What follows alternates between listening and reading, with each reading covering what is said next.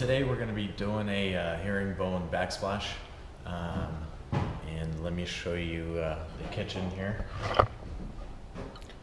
So it's just a standard kitchen backsplash, not too big, and we're going to be using these 2x8s,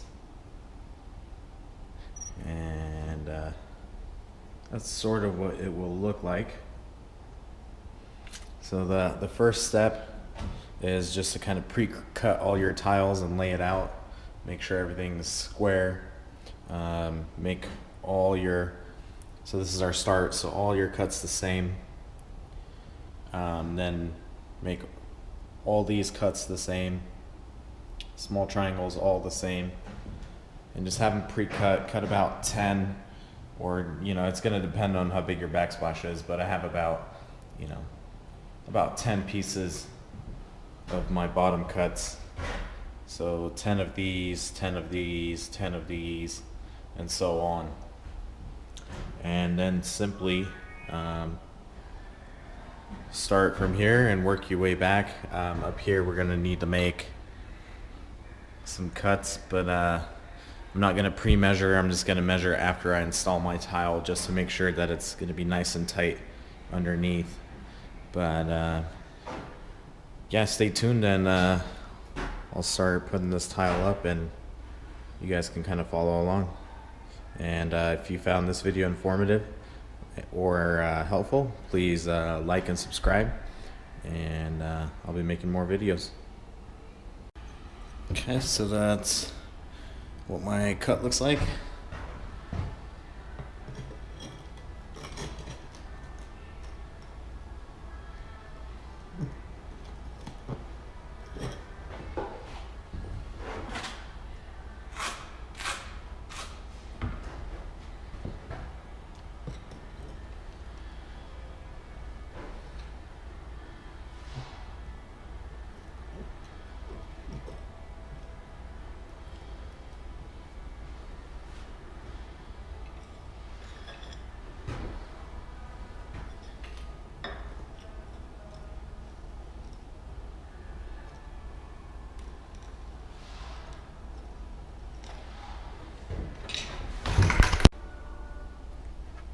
Okay, so I kind of went ahead and did a little bit of the backsplash, but there's those cuts.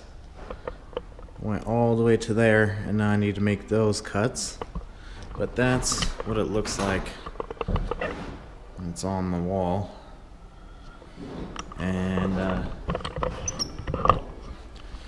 let's see here.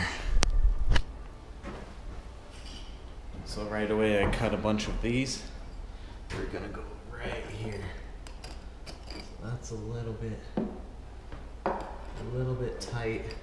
So I'll probably have to take off about 1/8 of an inch right there. Okay, so I kind of cut that down by about 1/8 of an inch. And now it fits nice and tight.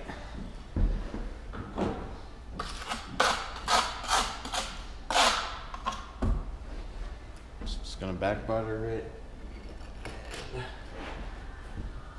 put it in.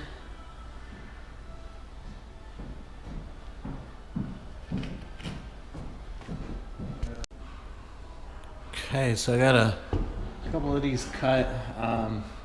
With the herringbone pattern, you're gonna have a ton of cuts, and it's gonna take a very long time, and I do not recommend do-it-yourselfers installing this on their own. I mean, you can, but on a difficulty scale of 1 to 10, this is probably a 10, and it's very time-consuming. So be prepared to make lots of cuts, lots of back and forth to the wet saw. And when you do make those cuts, make sure that you cut, again, multiples.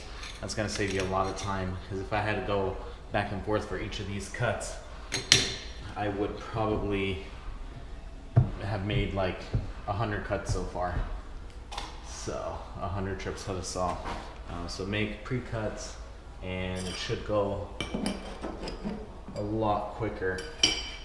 Where'd my cuts at?